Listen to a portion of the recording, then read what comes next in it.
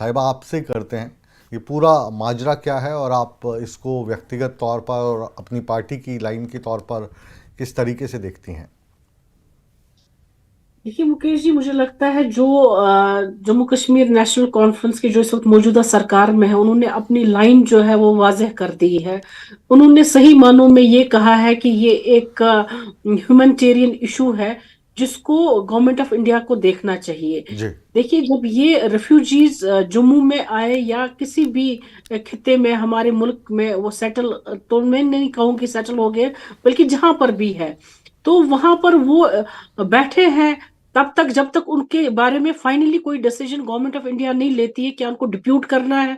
अगर डिप्यूट करना है, आप उनको डिप्यूट कीजिए। अगर उनको यहाँ रहना है तो आप उनको तब तक रहने दीजिए इस तरीके से, ताकि जो राइट टू आर्टिकल 21 है वो इन्फ्रिंज नहीं होना चाहिए।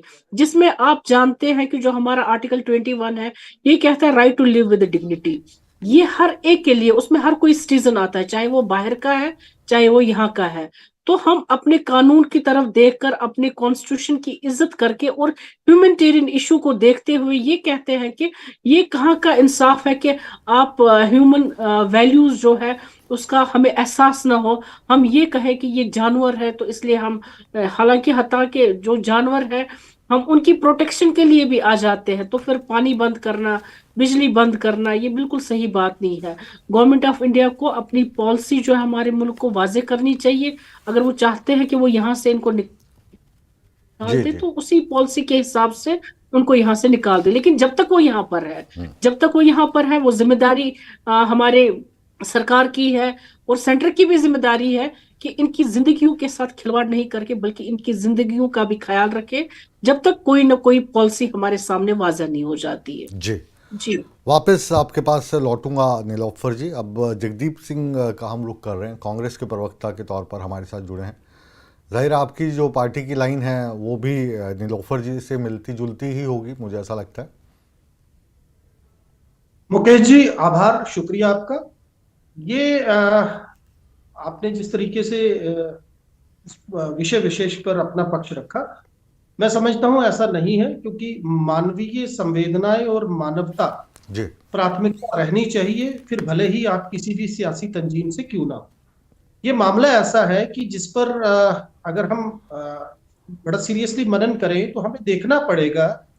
सन 1970 से जब ये रखाइन प्रांत में पहली मर्तबा ये स्थिति शुरू हुई, और उसके बाद 2016 और 17 का वो दौर जब ये रोहिंग्या मुस्लिम्स जो हैं इन्होंने भारत में प्रवेश किया, जो आधिकारिक रिकॉर्ड के अनुसार। दूसरा, अगर आप देखें तो समुचे विश्वीय स्तर पर अगर हम देखें तो ये दुनिया का सबसे बड़ा मैसेकर है।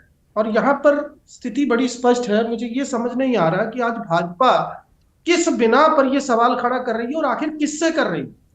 यद्यपि मरकज में आप हैं, केंद्रीय हुकूमत आपके पास है, और जम्मू कश्मीर में भी परोक्ष रूप से, खासतौर से जब आपने जम्मू कश्मीर पुनर्गठन अधिनियम की धारा 55 लगाई और वो अख्तियार सारे एलजी को दे दिए, उस हिसाब से होम डिपार्टमेंट आपके पास है। तो ये आपकी जिम्मेदारी बनती है कि आप इस मामले का एक कोई जेन्युइन तरीके से कोई इसे रिकंसाइल करें, जिससे कम से कम ऐसे लोग जिनके ऊपर बहुत बड़ा मानवीय नरसंहार जो पेश आया, और आज उसमें बच्चे हैं, महिलाएं हैं, अगर आप उनको वापस भेजते हैं बहुत अच्छी बात है। और इसके अलावा जब तक आप नहीं भेज पाते हैं, तो अगर आप उनको आइडेंटिफाई करके उनमें से जो कोई असामाजिक तत्व है उनको आप राइट अवे डिपोर्ट भी करते हैं, कोई दिक्कत नहीं।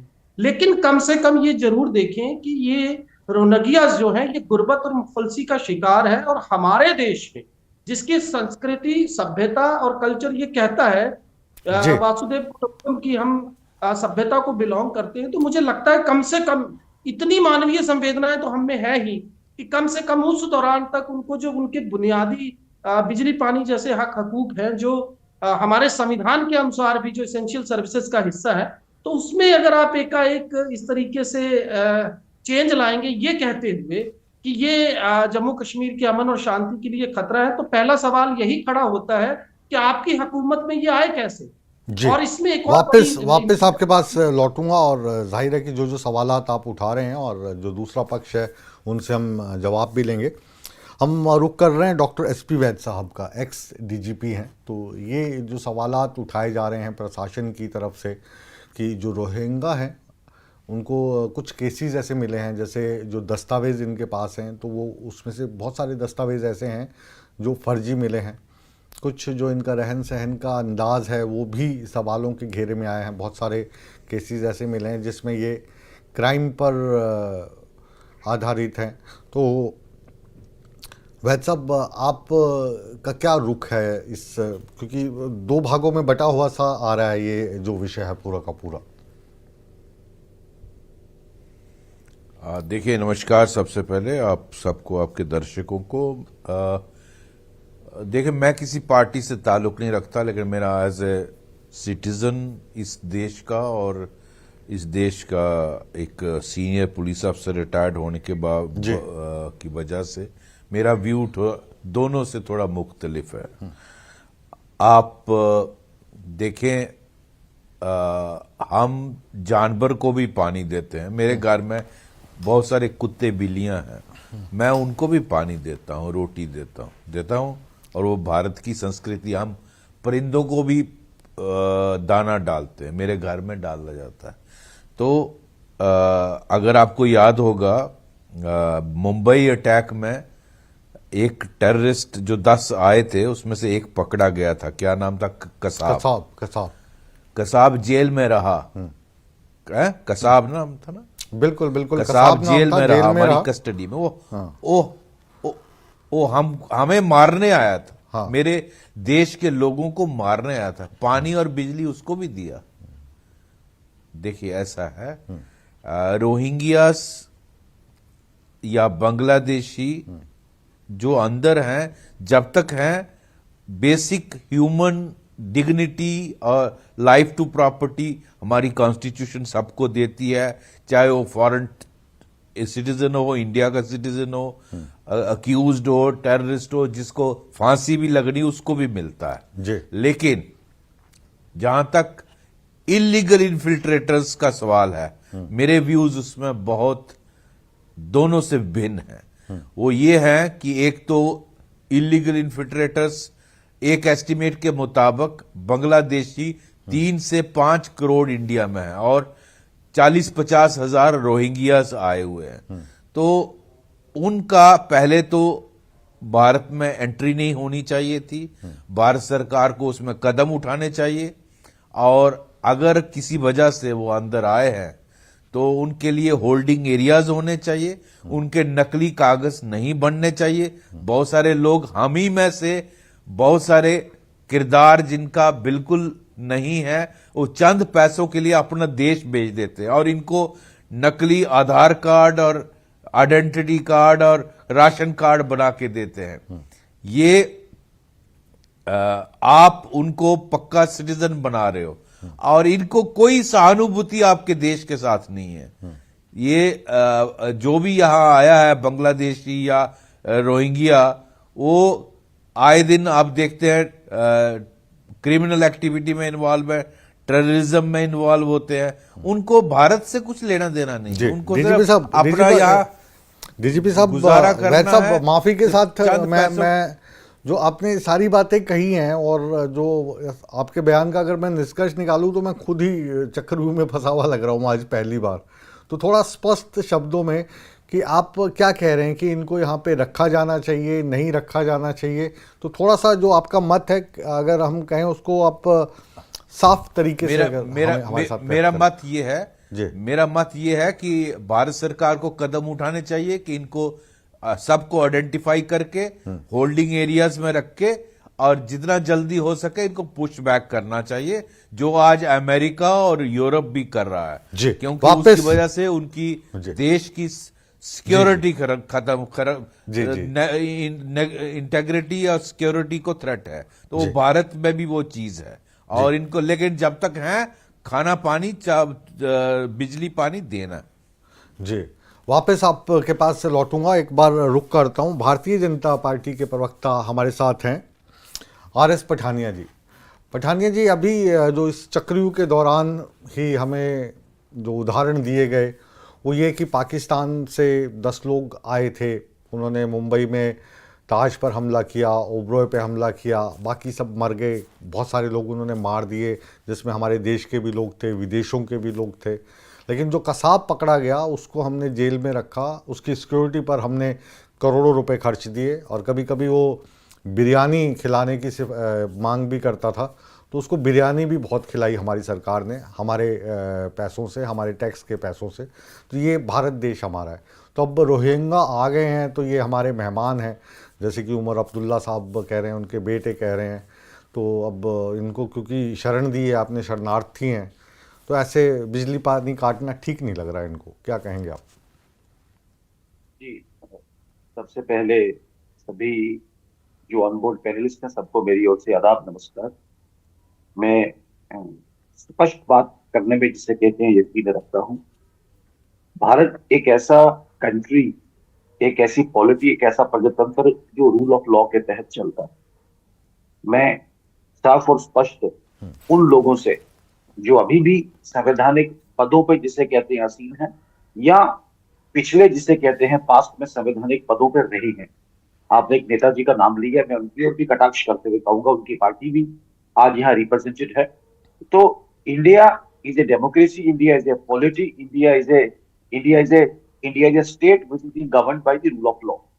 पहले साफ और स्पष्ट, इन रोहिंग्यास का भारत की धरती पे आना, भारत में रहना, किसी कानून, किसी जाब्ता, किसी परमिशन, उनको शरणार्थी कहना बिल्कुल सिरे से जिसे कहते हैं नकारता हूं कि बिल्कुल गलत। ये सस्ती वोट बैंक की पॉलिटिक्स। अरे भाई, भारत के रिसोर्स भारतीयों के लिए पूरे नहीं हो रहे। इंडिया इज फॉर इंडियंस, ठीक है। मैं एग्जांपल साइट करना चाहूंगा कि तिब्बतन मुस्लिम्स जम्मू कश्मीर में तकरीबन, जो मेरे पास इंफॉर्मेशन है कि 2,000-2,500 की आबादी है। ये 50s में हमारे पास आए थे, हमारे शरणार्थी हैं, हमारे जिसे कहते हैं सरांखों पे। वैसे ही दलाई लामा और उनके साथ एक उनकी लामा की टीम हमारे साथ है। हम चाइना का विरोध झेलते हुए भी उनको अपना शरणार्थी कह रहे हैं। रोहिंग्या किसी भी कैटेगरी में नहीं आते, किसी भी कानून, किसी भी जाब्ता, किसी भी परमिशन, किसी भी परमिट के तहत भारतीय जिसे कहते हैं मिट्टी पे नहीं आए हैं। ऐसी राजनीति करना और ऐसे जिसे कहते हैं बयानबाजी, कटाक्ष करना, जिनका सिर नहीं, जिनका पैर नहीं, जिनका मूल नहीं, जिनका कोई औचित्य नहीं, जिनका कोई कानूनी, संवैधानिक, वैधानिक कोई इनमें जिसे कहते हैं कुछ सच्चाई नहीं, कुछ सपोर्ट नहीं। मुझे लगता है कि कम से कम हम खिलवाड़ कर रहे हैं भारत के साथ, भारत की मुख्य धारा के साथ, भारत के संविधान के साथ, जिसकी हम शपथ लेते हैं। हमें साफ स्पष्ट हर पॉलिटिकल पार्टी को एक पेज पे रहना चाहिए। हाँ, हमें सहानुभूति है कि इनके साथ बर्मा में जिसे कहते हैं वहां पे अत्याचार हुआ, ये बर्मीज माइनॉरिटीज हैं, पर इसका मतलब नहीं कि दुनिया भर में जो माइनॉरिटीज हैं उसको भारत अभी इस पोजीशन में, इस सिस्टम में नहीं है कि भारत उनको लग। और फिर जैसे अभी डीजीपी साहब ने अभी कंफर्म किया है कि जो एक्सट्रीम जो क्रिमिनल एक्टिविटीज हैं, चाहे वो ड्रग्स हैं, चाहे वो जिसे कहते हैं स्मगलिंग है, इन सब के साथ साथ जो पठानिया जी, उसमें भी पठानिया जी आपको बीच में रोक रहा हूँ, थोड़ा सा मैं आपसे भी क्लियरिटी चाहूँगा कि जो ये रोहिंग्या आए हैं हमारे भारत देश की सीमा में, इन्होंने प्रवेश किया है, प्रवेश ही नहीं किया, ये अलग अलग देश के हिस्सों में बस गए हैं। इनको वहाँ पे कैंप, टेंट ये भी बना के दिए गए हैं। हम देख रहे हैं कि उनके बच्चे भी खेल रहे हैं, उनको बिजली भी मिली हुई है, पानी भी मिली हुई है। तो जाहिर है कि ये सब इन्होंने खुद तो किया नहीं होगा, हमारे देश की सीमा लांघ के किसी तरीके से आए होंगे। तो अब अगर अपने देश में क्या कानून है कि अगर अपने को पता लगता है कि कोई व्यक्ति हमारे देश की गैर कानूनी तरीके से सीमा लांघ के आ जाता है, तो क्या फिर उसको हम खिलाते पिलाते रहें? दूसरा एग्जांपल आपने दिया अभी दलाई लामा साहब का, कि जो मकलोडगंज में, धर्मशाला हिमाचल प्रदेश में कई सालों से वहाँ पर है, उनकी एक अलग सरकार चलती है, पूरा जो उनका सिस्टम है मैंने देखा हुआ है। वहाँ पे प्रधानमंत्री अलग हैं, वहाँ पर राजस्व मंत्री अलग हैं, उनका प्रोटोकॉल किसी भी वीवीआईपी से कम नहीं है वहाँ पे। और दूसरी तरफ ये रोहिंग्या है, इन दोनों को अलग अलग किस दृष्टि से किया जाए और क्यों किया जाए? देखिए, मैं दलाई लामा जी और तिब्बतन मुस्लिम्स, मैंने 2 एग्जांपल्स की जो कश्मीर में रह रहे हैं, उनमें और इनमें रोहिंग्या में जमीन और आसमान का फर्क है। कानूनी तरीके से अगर देखें तो इन्हें इलीगल इमाइग्रेंट्स, और इनके विरुद्ध एग्जैक्टली इनके ऊपर जो एनिमी एजेंट्स ऑर्डिनेंस था जम्मू कश्मीर में, एग्जैक्टली उसके तहत यहाँ पर मुकदमा चलना चाहिए था। बट डजंट मैटर, साफ और स्पष्ट शब्दों में इनको वापस भेजना, जहां से ये लोग आए हैं। यही इसका जिसे कहते हैं सबसे बड़ा एक रास्ता होगा। ये सिर्फ भारतीय जनता पार्टी का स्टैंड तो है ही है, ये भारत सरकार का स्टैंड है। और मैं बता दूं कि आज तो दोहरी और दोगली राजनीति कुछ लोग करने की कोशिश है, लेकिन जब भारतीय जनता पार्टी की सरकार नहीं थी तब भी कहा गया कि रोहिंग्या को भारत से जिसे कहते हैं वापस करना यही इसका परमानेंट जिसे कहते हैं हल है। ये कहीं भी सेटल नहीं हुए हैं। इनका कागज अगर किसी ने बनाया है वो इलीगल है, गैर कानूनी है, उसकी कोई वैधता नहीं है। कईयों ने वोट बनवाए हैं, कईयों ने स्टेट सब्जेक्ट बनाए हैं। और बांग्लादेश वापस लौटूंगा आपके पास, वापस लौटूंगा पठानिया जी आपके पास। सुहेल काजमी साहब का रुख करते हैं। आपने तमाम जो राजनीतिक पार्टियां हैं उनको सुना और साथ ही साथ जो पूर्व डीजीपी हैं जम्मू कश्मीर के उनको भी सुना। अजीब सी स्थिति देखने को मिल रही है। जो वहाँ की सरकार है वो कह रही है कि हमें मानवता का परिचय देना चाहिए। वहाँ का जो प्रशासन है वो कह रहा है कि जो लोग इलीगल तौर पर आए हैं उनको डिपोर्ट कर देना चाहिए, क्योंकि कानून में कहीं भी इनको यहाँ पर कोई शरणार्थी के तौर पर इनको जगह ही नहीं दी है। मानवीय आधार देखा जाए या कानूनी आधार इसमें देखा जाए, और असल में बात क्या है? वो बात वोट बैंक की है या जिस तरीके का इस वक्त जम्मू कश्मीर में शासन चल रहा है, एक तरफ प्रशासन है दूसरी तरफ सरकार है, तो उनकी जो खटास है वो रोहिंग्या के माध्यम से देखने को मिल रही है। बिल्कुल Mukesh ji thank you very much बुलाने के लिए। दूसरा ये आपके सवाल में ही जवाब है और उस जवाब को मैं ऐड करता हूं कि यहाँ जब ये इस पे सियासत शुरू हुई तो मुझे याद है कि NN वोहरा साहब यहाँ गवर्नर थे और मुझे इत्तेफाक हुआ एक बार मिलने का, और मैंने कहा सर ये रोहिंग्या पे बहुत सियासत हो रही है तो इसका क्या हल है, आप इसको डिपोर्ट करेंगे, इसको क्या करेंगे? तो उन्होंने कहा कि एक प्रपोजल हमने उस वक्त MHA को भेजा है और MHA is the final authority to decide about the Rohingyas, it is not in JNK। और सुनिए, जब इन पे जुल्म तशद्दुद वहां हुआ जो दुनिया में हर जगह कहीं भी होता है, तो उसके लिए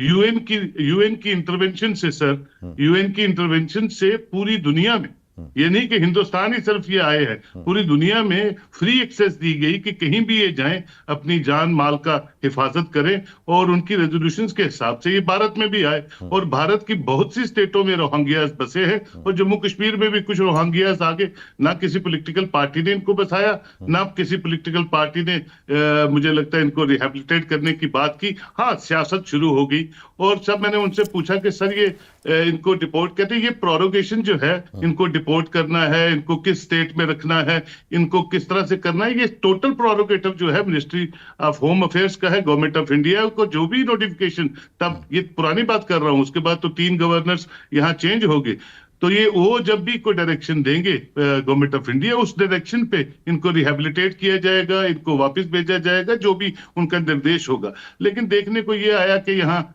सियासत पे सियासत हो रही है। और अब आप जानते हैं जबकि सरकार बनी है, अब सब पॉलिटिकल पार्टीज भी जानती हैं बिजनेस रूल नहीं आए हैं, 2 पावर हाउसेस हैं, उस पे भी सियासत है। और ह्यूमैनिटेरियन ग्राउंड्स पे आप देखें एज ए सिटीजन, मैं ये जानता हूं कि बिल्कुल आप पानी बिजली तो बंद नहीं कर सकते साहब, ये अपनी मर्जी से नहीं आए हैं और रूल ऑफ लॉ के तहत ही आए हुए हैं। इन्फ्लिट्रेटर्स भी नहीं है कि जबरदस्ती बॉर्डर पार करके आ गए तो पुलिस ने पकड़ लिया होता। तो ये किसी न किसी पॉलिसी के तहत यहाँ बस रहे हैं या बाकी स्टेटों में बस रहे हैं। और जब भी आप इसे पूछो, आप क्या हल इनका पाते हो? क्योंकि जाहिर है कि जो संसाधन है, तो भारत भी विकासशील देश है, अभी विकास कर रहा है, बहुत ज़्यादा विकसित नहीं है। अगर हम अपनी तुलना अमेरिका से करें, यूरोप के देशों से करें, तो अभी भी हमारे देश में भी बहुत गरीबी है। हमारे देश में भी लगभग 80 करोड़ के करीब जनता ऐसी है जिनको सरकार को फ्री में राशन देना पड़ रहा है। उस पर फिर इनका बांग्लादेशियों का दबाव, रोहिंग्या का दबाव, ये हमें और पीछे की ओर धकेलता है। तो आपकी नज़र में क्या सॉल्यूशन क्या है इसका? बिल्कुल आप ठीक कहते हैं, लेकिन ये सोचना तो मरकज का काम है। आप और मैं तो यहाँ स्टेट जो है इस वक्त, तो यहाँ की जो कैबिनेट है वो अपने काम नहीं कर पा रही है, तो इनको क्या रिहेबिलिटेट करेगी, उनको क्या पुशबैक करेगी? ये prerogative he government of India का है कि वो उनको फाइनल कॉल लेना है कि क्या करना है इनके मुद्दे पे। इनको किसी एक जगह पे बसाना है, वापस रिपोर्ट करना है। अब तो हालात वहां के भी बेहतर हो चुके हैं आहिस्ता आहिस्ता, वैसी स्थिति नहीं है जिन स्थितियों में ये बाहर निकले थे। ये तो उन मुल्कों के साथ बातचीत करके, मुल्क आज हमारी एक्सटर्नल अफेयर्स पॉलिसी भी बहुत स्ट्रांग है, ये तो मरकज की सरकार को देखना है और जो उनका डिसीजन होगा, मैं वो समझता हूँ वो सबको सरप्रिय होगा और उसी पे एक्शन होगा।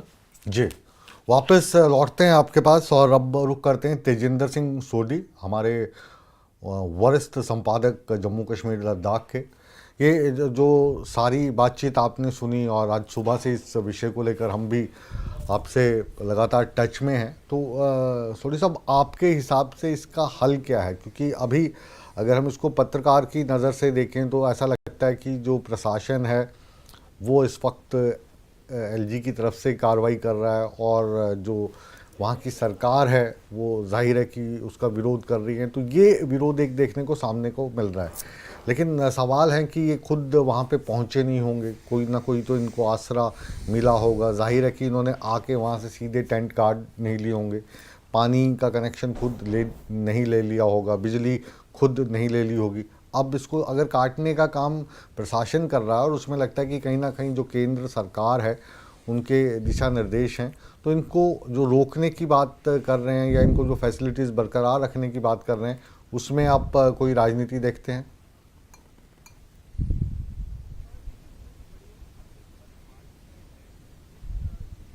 अब तो यूनियन टेरिटरी है कि अपने 5 से 7 लाख के करीब कश्मीरी पंडित देश के अलग अलग इलाकों में रिफ्यूजी की जिंदगी जी रहे हैं।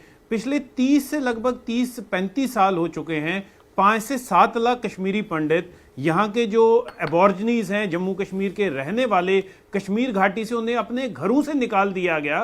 वो देश के अलग अलग हिस्सों में रिफ्यूजी की जिंदगी जी रहे हैं। और हम इस बात को लेकर परेशान हैं कि जो बांग्लादेश से रोहिंग्या बॉर्डर इलीगली क्रॉस करके जम्मू कश्मीर में आए हैं, और हमारी जो सरकार है अभी जम्मू कश्मीर की, जो उमर अब्दुल्ला द्वारा जो अभी चल रही है, वो इस बात को लेकर ये कह रही है कि इनके ह्यूमन राइट्स का हमें ख्याल रखना चाहिए। जो रोहिंग्या बांग्लादेश क्रॉस करके, बांग्लादेश एक मुस्लिम कंट्री थी, वहां पर भी उनको रखा जा सकता था, लेकिन वो भारत में आए और भारत में भी उन्होंने कुछ ऐसे इलाके चुने जहां पर, जैसे आप जम्मू की बात करें, वो जम्मू में आके बस गए, वो दिल्ली के कुछ इलाकों में आके बस गए। तो हास्यास्पद बात यह है कि ना सिर्फ मेरे को ना आपकी आवाज नहीं आ रही है। सुन रहे हैं इसलिए आपको आवाज नहीं आ रही। जी कहिए आप तेजिंदर जी। हम आपको सुन रहे हैं, जो आप कह रहे हैं आपको सुन रहे हैं हम, आप जारी रखिए।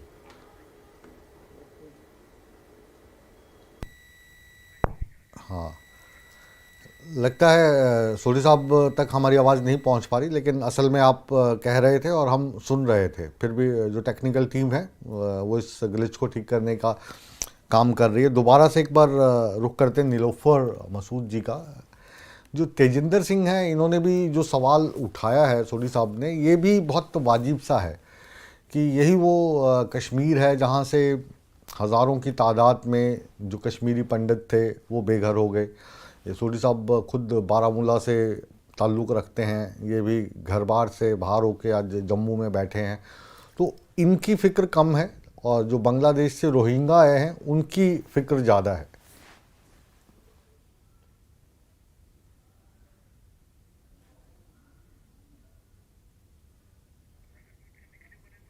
हाँ, आप ऑडियो अनम्यूट कर लीजिए।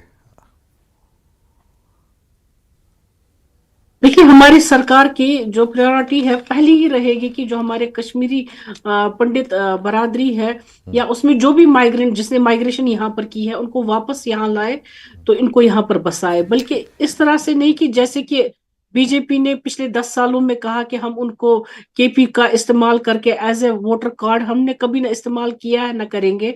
बल्कि हम नेक दिली से, हमारे मैनिफेस्टो में भी है कि हम चाहते हैं सही मानों में कि जो हमारे पंडित बरादरी है या उसमें जितने भी माइग्रेंट यहाँ पर माइग्रेशन होगी 1989 के बाद, वो वापस अपनी जगह पर रहे और वो जो रेफ्यूजी का टैग है वो हमेशा के लिए खत्म हो जाए।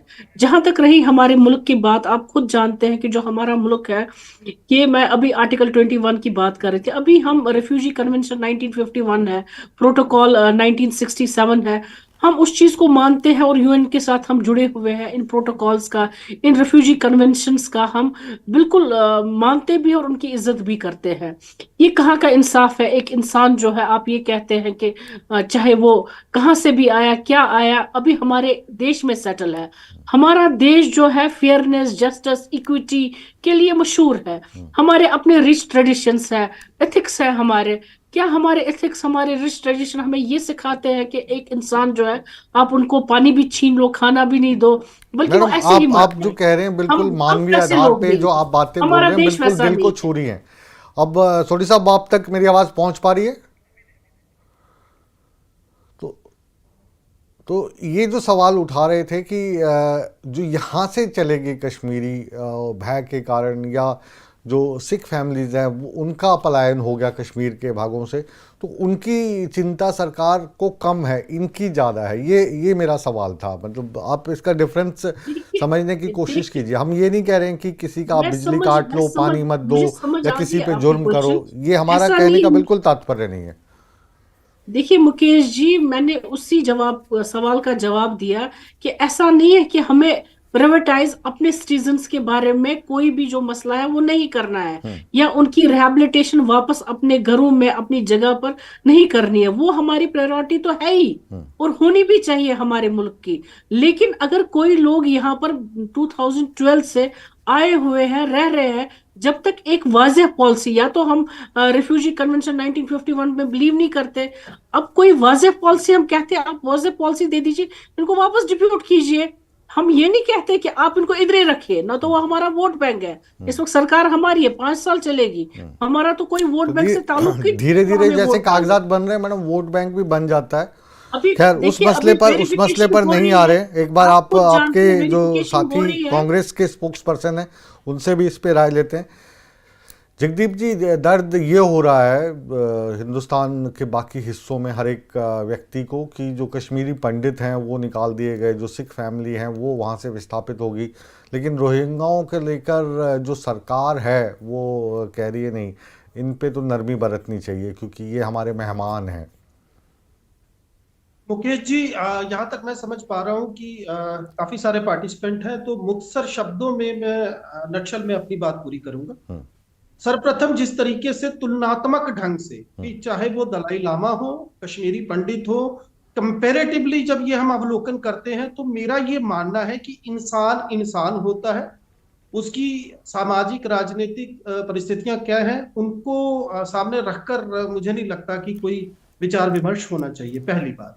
दूसरी बात, अगर कश्मीरी पंडितों की बात की जा रही है तो निश्चित तौर पर आप ही के संपादक ने ये सवाल उठाया है, तो मैं चाहूंगा कि वो पूछें मोदी सरकार से कि विगत 1 दशक से आप सत्ता में हो, क्या एक भी कश्मीरी पंडित की वापसी आप करवा सके? तो बराए मेहरबानी मुद्दे पर लौटते हैं। हमारा ये कहना है, कांग्रेस की तरफ से मैं आपको स्पष्ट बता रहा हूं, सर्वप्रथम इन लोगों को एक अलग, जिस तरीके से वैद साहब ने कहा, एक अलग इलाका जो है वो डिफाइन करके वहां पर इनको स्टैब्लिश किया जाए और इनके दस्तावेजों का सत्यापन किया जाए। उसमें जो लोग जिनके पास किसी भी तरह का कोई क्रीडेंशियल है भारतीय सरकार की तरफ से या लोकल गवर्नमेंट की तरफ से, उनके खिलाफ न केवल कड़ी कार्रवाई की जाए बल्कि उन लोगों को भी आइडेंटिफाई किया जाए जिन्होंने उनको वो दस्तावेज मुहैया करवाए और उनके खिलाफ जो कानूनी कार्रवाई बनती है वो की जाए। अब तीसरी बात, क्या हल हो? देखिए, मुझे ये समझ नहीं आ रहा, जब सत्ता आसीन पक्ष जो है वो दुनिया भर की दलीलें देने को तैयार है, वो ये मानने को तैयार नहीं कि इनका जो पूरा क्षेत्राधिकार है इस मामले पर फैसला लेने का, वो आपका है। और एक बात मैं रिकॉर्ड के मुताबिक, आपको यूएन का रिकॉर्ड आप देख लें, आप भारतीय सरकार के रिकॉर्ड के मुताबिक देख लें, इनकी जो बड़ी तादाद जम्मू में आई है वो 2016 और 17 में आई। मैं फिर से कह रहा हूं कि अब ये लोग जो यहाँ हैं उसमें आपको महिलाओं और बच्चों को देखना पड़ेगा। और एक बड़ी इंपॉर्टेंट बात जो मैं बड़े साफ शब्दों में कह दूं, क्योंकि ये लोग गुर्बत और मुफलसी का जीवन जी रहे हैं, तो बड़ा सॉफ्ट टारगेट है किसी भी आतंकी गतिविधि में संलिप्त होने के लिए। तो ऐसे में ये देखना होम मिनिस्ट्री का काम है, एमएचए का काम है कि कोई इस तरीके का सामाजिक तत्व जो है वो राष्ट्र विरोधी गतिविधि में शामिल ना हो। और मैं उदाहरण के तौर पर आपको बता दूं, आज से कुछ बरस पहले एक आगजनी की घटना हुई थी जो जमीन को लेकर थी, और उसमें रोहिंग्यास के कुछ जो असामाजिक तत्व थे वो शामिल थे, और ऐसी परिस्थितियां पहले भी बनी हुई। मेरा यह मानना है कि इस पूरे मामले को बड़ी संजीदगी से और संवेदनशीलता से लेते हुए दोनों पक्षों मद्देनजर रखते हुए जितनी जल्दी होता है इनको आप डिपोर्ट करें, कोई दिक्कत नहीं है, लेकिन जब तक डिपोर्टेशन का कार्रवाई पूरी नहीं होती कम से कम उनको उनके बुनियादी हक दें। और अगर किसी के पास, एक आखिरी बात कह दूं, मेरे सुनने में, मेरे संज्ञान में ये आया है कि आयुष्मान योजना का लाभ भी कुछ लोगों ने उठाया है। तो ये कितनी निकम्मी और निठल्ली सरकार होगी कि इनके यहाँ पर सत्ताधीन होते, सत्ता में होते हुए एक बाहरी व्यक्ति, बाहरी विदेशी जो है वो ना केवल दस्तावेज बना लेता है बल्कि सरकारी योजनाओं का लाभ भी ले रहा है। तो कसूरवार कौन है? जी, उनको चलिए ये सारे जवाब हम पठानिया जी से लेते हैं, और लेकिन उससे पहले हम सोहेल काज़मी साहब के पास चलते हैं। काज़मी साहब, मुद्दा तो ये राजनीतिक ज़्यादा लग रहा है मुझे, अगर मैं सही मायनों में कहूँ तो। आपको क्या लग रहा है? बिल्कुल राजनीति से जुड़ा हुआ मुद्दा है। देखिए, दलाई लामा का जो उनका कुंभा है, उनकी एक अपनी हिस्ट्री है। कश्मीरी पंडितों का पलायन जो है उसकी एक अपनी हिस्टोरिकल बैकग्राउंड है, हम सब जानते हैं। रोहिंग्यास का एक अपना मुद्दा है। मैंने पहले ही आपको कहा कि बिना गवर्नमेंट ऑफ इंडिया के ये इंडिया में नहीं आ सकते थे, सेटल नहीं हो सकते थे, फ्री एक्सेस नहीं मिल सकती थी, और गवर्नमेंट ऑफ इंडिया का ही प्रोरोगेटिव है कि वो फाइनल डिसीजन क्या लेंगे। एक तरफ भारत जो है, हम रोज कितने सालों से हैं तकरीबन ये यहाँ पे काज़मी साहब? अब तो 8-9 साल हो गए इनको तकरीबन। और किस तरीके के इलाके हैं जहाँ पे ये बसे हुए हैं या बसाया गया है? ये एक दो इलाके हैं जो डिफाइंड हैं, नरवाल के ऊपर वाली साइड में हैं और उसी तरफ है। अब एक और प्रॉब्लम है मैं जो आपके साथ शेयर करना चाहता हूँ मुकेश जी, क्योंकि जम्मू कश्मीर एक मुस्लिम मेजॉरिटी स्टेट है और ये बदकिस्मती से ये भी मुसलमान हैं, तो यहाँ डेमोग्राफिकल चेंज ना हो जाए इनके आने से, एक सियासत उसमें ये भी शुरू हो गई है। देखिए, ना तो लाया किसी ने, ना बसाया किसी ने, ना बिजली का कनेक्शन दिया किसी ने, ना राशन कार्ड बना के दिए किसी ने, तो इस पे सियासत होना ज्यादा शुरू हो गई। लेकिन मैं आपसे ये कहता हूँ, नहीं तो जो बिजली हो गया, पानी हो गया, ये तो क्या मतलब सारे इन्होंने इलीगल तरीके से जोड़ रखे हैं जी? कभी ये मुमकिन हुआ है कि आप बिजली और पानी और सब ये इलीगल तरीके से लेंगे without the consent of the authorities? ये लीगलाइज वे में यहाँ रह रहे हैं। और पानी बिजली तो आज तो हमारे घरों में मुफ्त हम चोरी नहीं कर सकते, सब कुछ स्मार्ट मीटर्स के हिसाब से आता है, तो इनको कहाँ से मुफ्त मिलेगा? ऐसा कुछ नहीं है। लेकिन यह कि मैं समझता हूँ इस पर सियासत ज्यादा हो रही है, नहीं होनी चाहिए।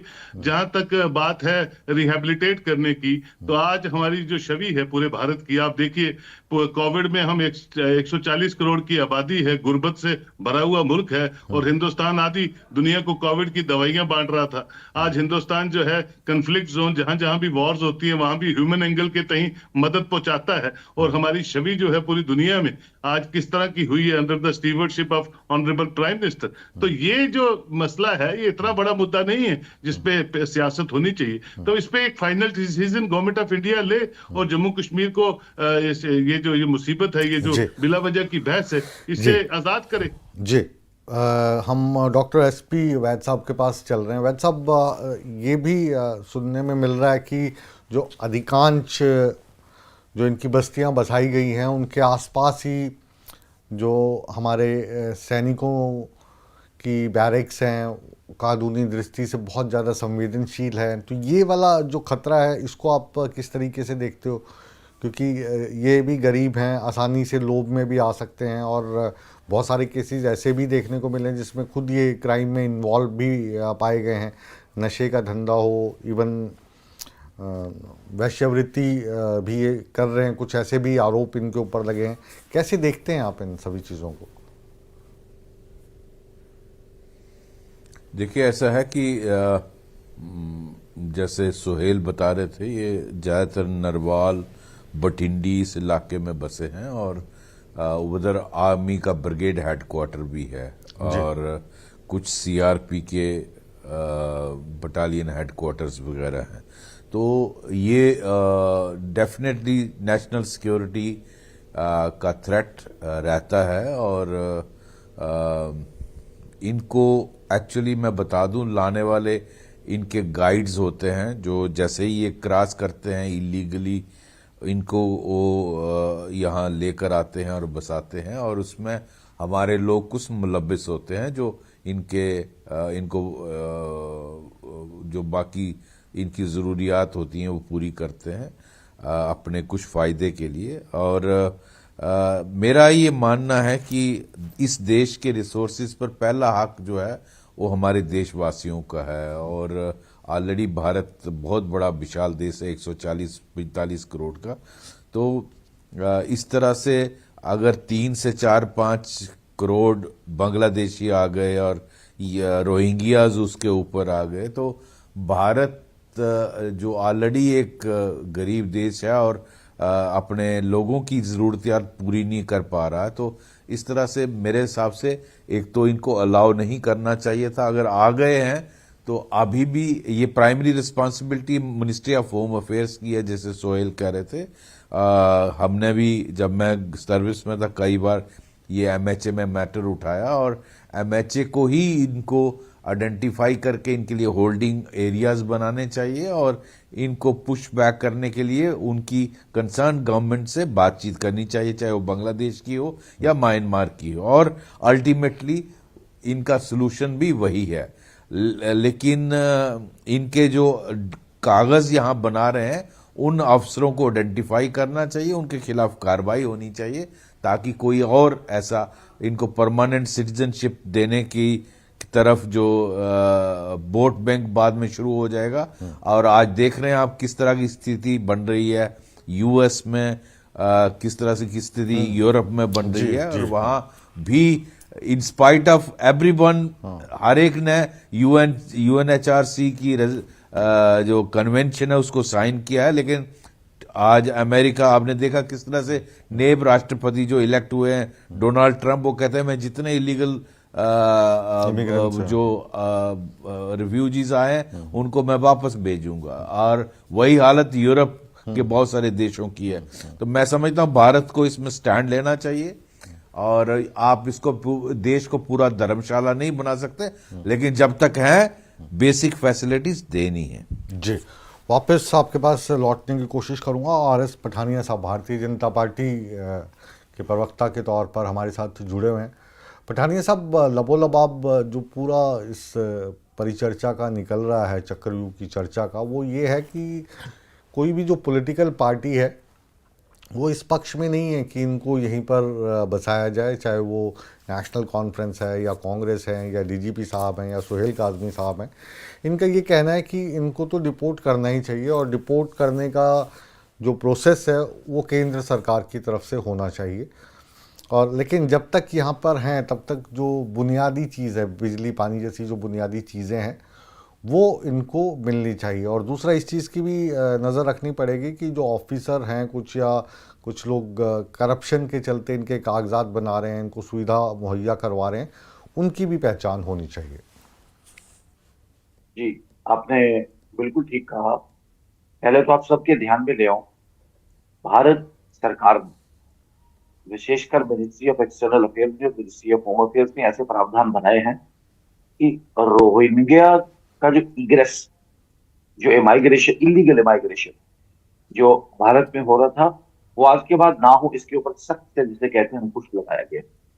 अभी पिछले दिनों मथुरा में 74 जो रोहिंग्यास थे उनको वहां से उठा के गाड़ी में डाल के डिपोर्ट करके वापस जिसे कहते हैं बॉर्डर पास भी किया गया। भारत सरकार बिल्कुल साफ और स्पष्ट है, और जैसा मेरे मित्रों ने कहा कि इनका वन ट्रैक, एक कड़ीबद्ध तरीके से ह्यूमन राइट्स का ख्याल रखा जाए, इसमें कोई छुपाने वाली बात नहीं। लेकिन इनका भारत की धरती से वापस जाना बिल्कुल ही इसका जिसे कहते हैं रोड मैप बनाया जाए, उस पर चला जाए, यही हमारा मानना है, यही हमारी पॉलिसी है। लेकिन ये दोगलापन और जिसे कहते हैं दो मुही राजनीति कम से कम नहीं चलेगी। जो मगरमच्छ के आंसू नेशनल कॉन्फ्रेंस बाहरी आज इनको देख के पानी और बिजली का नाम लेके, तो मेरे मित्र ने अभी ठीक कहा कि क्या नेशनल कॉन्फ्रेंस की ऐसी अथॉरिटी, ऐसी संवेदना मेरे कश्मीरी पंडित भाइयों के लिए भी क्या नेशनल कॉन्फ्रेंस जम्मू कश्मीर में पिछले 10 साल से इलेक्शन से पहले उस वक्त तो नेशनल कॉन्फ्रेंस ने इनको लाया और बसाया इधर। आपके नाक के नीचे वो बैठे हुए हैं और आप नेशनल कॉन्फ्रेंस का नाम ले रहे हैं। नेशनल कॉन्फ्रेंस मैडम ये सुन लीजिए, कार्यकाल आपके में पास मैं आऊंगा, जो ये पॉइंट्स उठा रहे हैं आप आपसे जवाब लेंगे, सुन लीजिए और सुन जब लीजिए। कश्मीरी पंडितों के साथ, उनके नौजवानों के साथ, उनकी माताओं के साथ, उनकी बहनों के साथ क्या हुआ, ये इतिहास में एक बहुत बड़ा काला धब्बा है। मेरा विनम्र निवेदन है नेशनल कॉन्फ्रेंस को कि दोगलेपन और जिसे कहते हैं मगरमच्छ के आंसू बहाने से पहले अब कम से कम 90 वाला जो जो एक बहुत बड़ा पलायन है और आजाद भारत का अपने आप का सबसे बड़ा जीनोसाइड त्रासदी है, अब उस पे कम से कम पहले अपना जिसे कहते हैं दामन साफ करके चलिए आए। इनके नीलोफर जी के पास मैं जाऊंगा, लेकिन पठानिया जी अभी ये जो पूरा प्रोसेस है, जो इनको डिपोर्ट करने की बात है या जो इनके कागजात नकली बने हैं इनको चेक करने की बात है, इनके पीछे जो भी लोग रहे होंगे उन पे कार्रवाई करने की बात है, ये सारे अख्तियार तो अभी केंद्र सरकार के पास हैं। तो क्या आप अपनी तरफ से वो वाला कार्य पूरी ईमानदारी के साथ कर सकते हैं? अगर आप कर रहे हैं तो जाहिर है, डिपोर्ट कर रहे हैं तो फिर इसमें नीलोफर मसूद या उमर अब्दुल्ला क्या बोलेंगे? देखिए, ये डिपोर्ट करने की और कदमी है, अभी बिजली और पानी काटा गया है। मैं ये तो रोहिंग्याज हैं, ये तो दिल्ली भी और कई सरकारें भी जो पब्लिक प्रेमिसेस एक्ट, सरकारी जमीन, सरकारी मकान या सरकारी प्रेमिसेस में जो गैर कानूनी रहता है उसके लिए भी यही प्रावधान है कि बिजली और पानी काटा जाता है। ये कोई नई बात नहीं है। अगर सरकार काट रही है इसका मतलब सरकार उस दिशा में काम कर रही है, सरकार एक रोड मैप बना रही है। मैंने बोला आपको 74 रोहिंग्या मथुरा से पकड़ के वापस जिसे कहते हैं वहां पे कुशन किए गए। तो अब सरकार में और प्रशासन में भी तो वहां पे अलग अलग है ना। जो सरकार वाले हैं वो तो कह रहे हैं जी हम पानी देना चाहते हैं, जो प्रशासन है वहां पे जो एलजी साहब के अधीन है वो कह रहे हैं कि हम बिजली और पानी काट रहे हैं, लेकिन इन लोगों के नहीं काट रहे हैं, जिनके मकान है उनके काट रहे हैं। इनके तो कोई मकान ही नहीं है, वो ये दलील दे रहे हैं। देखिए, बिल्कुल मकान भी है इनके, मकान भी बनाए इन्होंने और जाली कागज भी बनाए, इसमें कोई छुपाने वाली बात नहीं। मैं आपको बता दूं कि इसी दोगलेपन, दोहरेपन को जिसे कहते हैं हम एक्सपोज करना चाहते हैं और ये मगरमच्छी आंसू बहाना बंद करें। हम सभी एक प्लेटफॉर्म, एक मंच पे आए। रोहिंग्याज राष्ट्रीय सुरक्षा के लिए बहुत बड़ा एक थ्रेट है। अगर एक सेंटेंस में से अगर क्लिक करना हो, big threat on national security. Bharat का जो रूल ऑफ लॉ का जो जिसे कहते हैं गॉस्पेल है, जो भारत के संविधान की जिसे कहते हैं परिकल्पना, उसके ऊपर भी बहुत बड़ा धब्बा है कि जिसकी भारत को धर्मशाला नहीं है, भारत कोई वो जिसे कहते हैं फ्री फॉर ऑल सिचुएशन नहीं, जिसकी मर्जी है कि जो करेगा जैसे करेगा और फिर भारत को ह्यूमन राइट्स का जिसे कहते हैं पाठ पढ़ाएगा या ह्यूमन राइट्स वॉल्यूशन का जिसे कहते हैं या यूएन चार्टर के जिसे कहते हैं वो राग अलापेगा। नीलोफर जी आपका जो आप बयान दे रहे थे अभी उस पर कुछ काउंटर करना चाह रही थी। नीलोफर कहिए, क्या कह रही थी आप? देखिए, पहले ये अनफॉर्चुनेट लैंग्वेज जो इस्तेमाल कर रहे हैं पठानिया साहब, दोगलापन, ये बिल्कुल दोगलापन नहीं है। बल्कि उनको मालूम होना चाहिए पिछले 10 सालों से ये जो महकमा रहा है इन्हीं के पास रहा है। इनकी नाक के नीचे रोहिंग्या वाले आ जाते हैं, सजोनी में, नरवाल में। मैडम चलो, पठानिया साहब जो शब्द कह रहे थे दोगलापन, आपको अगर आपत्ति लगी इसमें तो डबल स्टैंडर्ड सुनिए, हम आपसे सीधा सवाल पूछ रहे हैं कि क्या जो रोहिंग्या हैं, आप चाहते हो कि वो जहां पर हैं वहीं पर वो बसे रहें? क्या उनको बिजली पानी तो काटने की प्रक्रिया? एक मिनट मैडम सुन लीजिए ना, आपको पूरा टाइम और आप अकेली बोलेंगे, मैं वादा करता हूँ। उनका जो बिजली पानी जो काटा गया है प्रशासन की तरफ से, वो नहीं काटा जाना चाहिए। फिर जो मसला ये बार बार उठाते हैं कश्मीरी पंडितों का या सिख फैमिली का जो विस्थापित हो गए 90 से लेकर अभी तक वापस नहीं आ पाए, इसको लेकर क्योंकि अब आपकी सरकार वहाँ पे, आपका क्या रुख है? देखिए, माननीय चीफ मिनिस्टर जी उमर अब्दुल्ला जी ने जो कहा, मुझे नहीं लगता इस पर कोई सियासत होनी चाहिए। उन्होंने ये कहा कि मानवता का हमें ख्याल रखना है। ये एक ह्यूमैनिटेरियन डिस्प्यूट है, इशू है। जब तक वो यहाँ पर है, जब तक हमारी सरकार, हमारे जो देश है वो एक पूर्ण कोई पॉलिसी नहीं लाती है, इनको डिप्यूट करना है, इन लोगों के साथ क्या करना है, हमारी जिम्मेदारी है उनको पानी और इलेक्ट्रिसिटी दे दे, जो बेसिक फैसिलिटीज है हमारी जिम्मेदारी है हम उनको दे दे। ये हिंदुस्तान के किसी भी खित्ते में अगर होंगे, मुझे लगता है मानवता पहले है, तब जाकर सियासतें हैं। तो इन चीजों पर सियासत नहीं करनी चाहिए। शर्मनाक बात है, इस चीज पर हम सियासत करेंगे कि एक इंसान को आप पानी क्यों दे रहे, वो जिंदा क्यों रहे। यहाँ पर अगर किसी कोई देशद्रोह के केस में बंद भी होता है जेल में, क्या हम उसे पानी नहीं देते? क्या हम उसको खाना नहीं देते? हम उसको मरने के लिए तो नहीं छोड़ते, नहीं भाई आप मर जाओ ऐसे क्योंकि आपने देश के खिलाफ कुछ किया। लेकिन मैं माफी के साथ मैं एक सवाल पूछना चाहूंगा मैडम, एक सवाल पूछना चाहूंगा नीलोफर जी। फिर जो हम 1990 चाहते से ही नहीं, लेकर 1990 से लेकर कई साल तक जो कश्मीरी पंडित यहाँ से पलायन करते रहे, उन पर जो जुल्म सितम होता रहा, तो उस वक्त भी क्या आपकी पार्टी की यही राय थी जो अभी आप रोहिंग्याओं के लिए रख रही हो? बिल्कुल, हमने तो हमेशा कहा कि जो पंडित बरादरी है या पंडित भाई है, जो जितने भी यहाँ से, चाहे मुस्लिम उसमें, सिख उसमें, जितने भी यहाँ से माइग्रेशन जिसने की, नीलोफर हम जी, तो इनकम्प्लीट नीलोफर के जी, बगैर, सॉरी, आई हम तो इनकम्प्लीट है उनके बगैर। Let- हमने हमेशा let कहा, National इन्होंने 10 Conference सालों and में क्या Farooq किया, Abdullah किसको respond इन्होंने यहाँ 1990 पर में क्या हुआ? रिहेबिलिटेट किया, Let किसको National इन्होंने लाया, Conference तो इनके and मैनिफेस्टो Farooq पर था, Abdullah क्या इन्होंने किसी को रिहेबिलिटेट किया? में मैं अब उस मुद्दे में नहीं जाती हूँ कि ये फेल हो गए हैं, कैसे क्या किया कमीशन इन्होंने। ने आपके बारे में क्या हमारा जो कहा? मैनिफेस्टो है, You हम उस पर sat over, आधा बंद है, you sat और over अपनी death, बरादरी the को, murder जो and rape कश्मीरी of बरादरी Muslims हमारी है, चाहे उसमें Kishtwar पंडित and है, the मुस्लिम है, 1930. सिख है, ईसाई है, कोई There is a भी है, judicial हम commission उसको report against वापस you, madam. Rehabilitate You need to come सच्चे out. दिल से चाहते Please हैं समझ कि गया। हो जाए। मसला कुछ ऐसा है कि पार्टी लाइन के ऊपर से आप दोनों जा नहीं सकते। जगदीप सिंह के पास जा रहा हूँ क्योंकि आप सहयोगी हैं अभी इसके, और जाहिर है कि सत्ता आपने भी देखी है, आपने भी भोगी और अब सत्ता में है। तो ये जब मसले को हम कंपेयर करते हैं तो ऐसा लगता है कि मसला मुस्लिम का, हिंदुओं का आ जाता है, मसला national conference plus Congress plus BJP versus हो जाता है।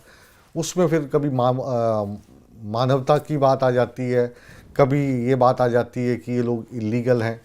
तो ले देखे मामला जो है वो सियासी ही है, जैसे मतलब समय के अनुसार अलग अलग राजनीतिक पार्टियां, चाहे वो आपकी पार्टी हो या फिर नेशनल कॉन्फ्रेंस हो या इवन भाजपा हो, अपने अपने फ़ायदे के लिए भुनाने की कोशिश कर रहे हैं। मुकेश जी, मैं फिर से आपको ये अनुरोध कर दूं कि बार बार कश्मीरी पंडितों का हवाला मेरे भाजपाई मित्र दे रहे हैं, तो वो जरा ये बताएं कि जगमोहन जी को दूसरी मर्तबा बीके नेहरू साहब के बाद किसने भेजा था, और तब बीपी सिंह साहब की सरकार को 85 सांसदों का जो समर्थन था वो किसका था, और क्या किया उन्होंने यहाँ आकर, और किन लोगों ने जाकर उनके हाथ में एयर टिकट थमाए जो कश्मीरी पंडितों के रहनुमा थे, उनके नेता थे। तो ये एक लंबी बात हो जाएगी। मुख्तसर बात ये है, मैं फिर से कह दूं, मैं वैद साहब का एक जो वो जिक्र कर रहे थे, अमेरिका का उन्होंने हवाला दिया, मैं एक चीज बता दूं आपको, क्योंकि मैंने ये व्यक्तिगत तौर पे देखा है। आज भी मैनहट्टन में पंजाब के कुछ सियासी तंजीमों के दफ्तर हैं, जो वहां पर जो इलीगल इमिग्रेंट्स जाते हैं, जिनको एलियंस कहा जाता है, उनको वो $2,000 से $2,500 में अपनी पार्टी का लेटर हेड पे एक रोकना चाहूंगा बीच में आपको। डॉक्टर साहब, डीजीपी साहब, ठीक हैं आप? अच्छा, हाँ बिल्कुल ठीक। जी जी, अच्छा, मुझे लगा कुछ आपका सर नीचे चला गया था, मेरे को थोड़ा सा वो हुआ। समय थोड़ा कम है, आखिरी कमेंट हम 30-30 सेकंड का सोहेल काजमी जी से और डीजीपी साहब से लेना चाहेंगे। और जी जगदीप, हाँ जगदीप जी, समय कम है, माफी चाहूंगा, मुझे पता है आपका। जी जी, नटशल में बोल रहा हूं कि दुनिया के तमाम विकसित देशों में 90% भारतीय ऐसे हैं जो नेशनल असाइलम के नाम पर झूठ बोलते हैं, और यहाँ पर जो स्थिति बनी है उनको वापस भेजा जाए, दस्तावेजों का सत्यापन किया जाए, और जो लोग जिम्मेदार हैं उनके खिलाफ कड़ी कार्रवाई की जाए। जी काजमी साहब 30 सेकंड आपके पास। ये एक ह्यूमन रिलेटेड इशू है और मरकज को इसको फौरी तौर पे हल करना चाहिए। जम्मू कश्मीर पहले ही बड़ी मुसीबतों से जूझ रहा है, अभी भी जूझ रहा है और आगे भी जूझता रहेगा। जम्मू कश्मीर में अपने न्यूमरस इश्यूज हैं। मैं समझता हूं जिन्होंने इनको लाया, जिन्होंने इनको रिहेबिलिटेट किया, वही लोग इनको डिसाइड करेंगे कहाँ ले जाना है, क्या करना है। एक दूसरे पे ब्लेम गेम मत करें और जम्मू कश्मीर को अच्छी डगर पे चलने दे। जो मैंडेट लोगों ने दिया है उस मैंडेट पे सरकार चले, लोग खुश रहें और अमन अमान फैले, इस पे हमें ज्यादा फोकस करना चाहिए। जी डॉक्टर वैद, हाँ आखिरी कमेंट आपका। देखिए, मेरी लास्ट कमेंट यही है कि भारत सरकार को जितना जल्दी हो सकता है इनकी सरकारों से मैटर टेकअप करके, इनको आइडेंटिफाई करके इनको पुश बैक करना चाहिए। जब तक वहां से सिग्नल नहीं आता इनको होल्डिंग एरियाज में रखना चाहिए, और जब तक ये यहाँ मेहमान रहेंगे तो इनके होल्डिंग एरियाज जम्मू के बजाय कश्मीर में बनाने चाहिए, ताकि ये भी खुशनुमा आबादी का मजा आनंद उठाएं। जी चलिए, ये जो खुश